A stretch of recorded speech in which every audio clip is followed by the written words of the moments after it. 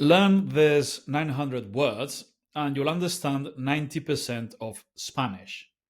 Most people waste years trying to learn and never really get anywhere, but you can get results pretty fast if you do it right. So, this is what you need to do. You need to learn the most common 300 verbs, the most common 300 adjectives, and the most common 300 adverbs. And I'll explain why and how to do it. If you do this, you'll soon be able to understand interesting content by native speakers, for native speakers. I'm talking about podcasts in Spanish, films, books, anything really, all the interesting stuff. Instead of wasting years and thousands of hours with content for beginners and all of that.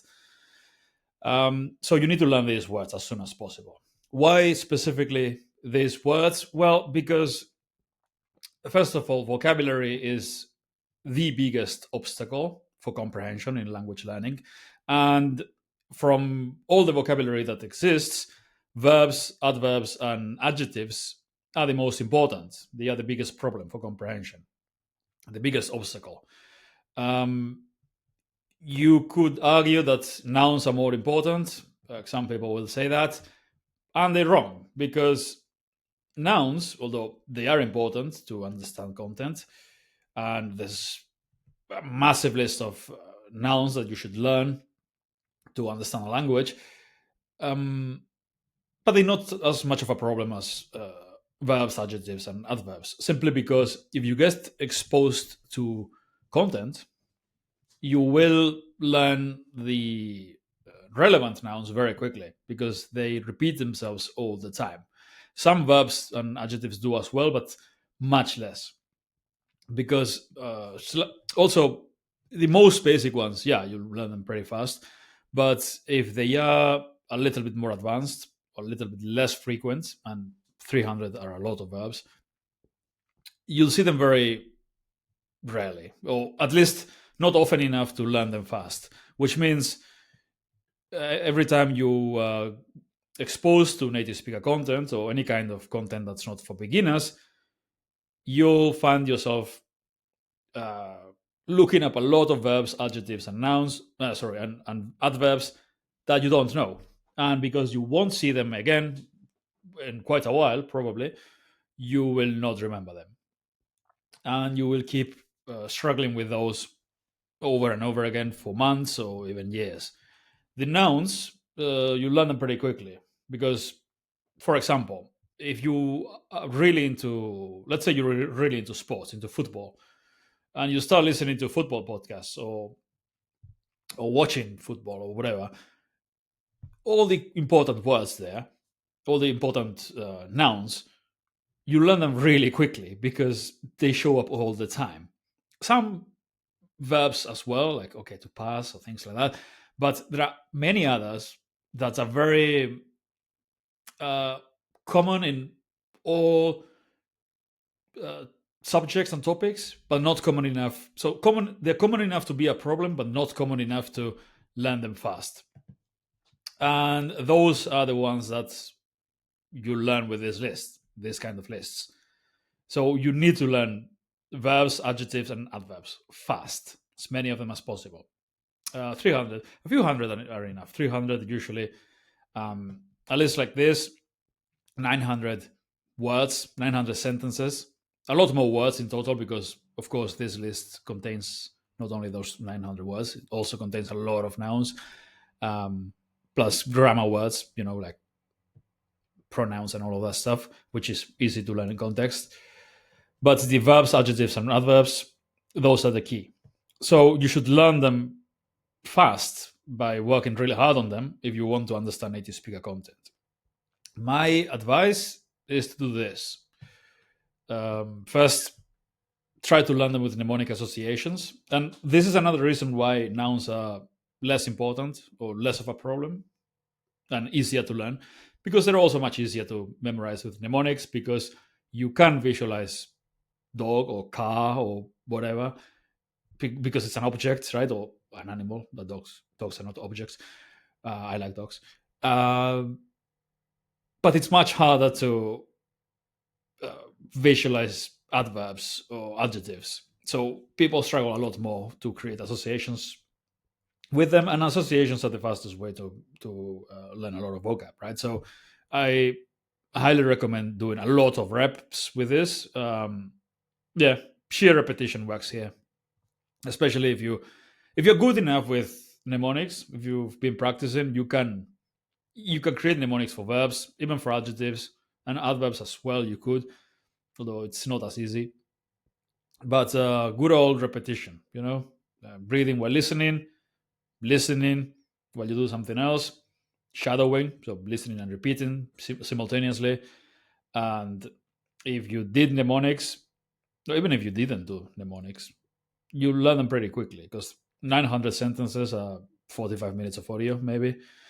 And you can listen to it many times in a week and you can learn them pretty fast. And then you can test yourself by doing active recall. So translate from English into Spanish and check if you translated it correctly or not. Or you could do it with Anki as well. You could take this and import it to Anki as well. And you keep testing yourself until you know them well. And the way I would do this, if one of your goals in the language is to understand interesting content, and it should be, like if you're really interested in learning Spanish, maybe you just want to have conversations, right? For whatever reason. But if you're interested in learning about the culture and reading in Spanish or and watching shows or doing all of that, and I highly recommend you do all of that eventually when you're able to. My advice is to start doing that stuff, consuming the type of content you want to be able to consume as soon as possible. So I would start learning these sentences. Maybe spend 80% of your time learning this. Do a lot of repetition with this, and you do 20% of either reading or watching or listening to the actual interesting content. If you're into whatever, I'm into history podcasts. Okay, I listen to a lot of them. I listen to them even when I don't understand them in the beginning, because if I know that if 80% of my time I'm learning this kind of vocab, in a few weeks I'll be able to understand the interesting content, right? So you should start getting exposed to the interesting content as soon as possible, just to test yourself, just to see how much you understand. So 80% of your time you learn the important vocab, 20% of your time you test yourself on the you test yourself on your comprehension. And then once you understand complete sentences and you can, you've got an idea of what they're talking about, and okay, there's a lot that you don't understand, but you understand way more, then you can do 50-50. Like you keep reviewing these sentences because they're really important, and you do like 50% of your time you consume the interesting content. And eventually, once you understand pretty much everything from the interesting content, you do 80% interesting content, and 20% of your time you still review this, because there will be still words in the content that you don't know, right? When should you move on to interesting content only? When you understand pretty much everything, 90% plus of the content. When you understand that, then you can stop reviewing vocab and just do that. And whenever you encounter words while enjoying the content, you memorize them with mnemonics and you move on. And that's it. That's how you learn to understand interesting content. And I'm talking about books, podcasts, whatever topics you're into. I like history. I like travel, things about countries. I like all kinds of cultural stuff.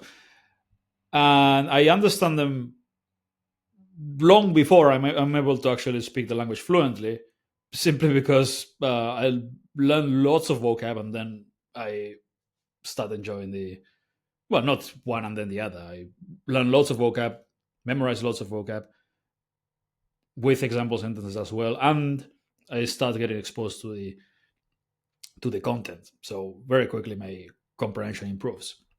Again, this is not for speaking. It will help your speaking as well, especially if you do active recall.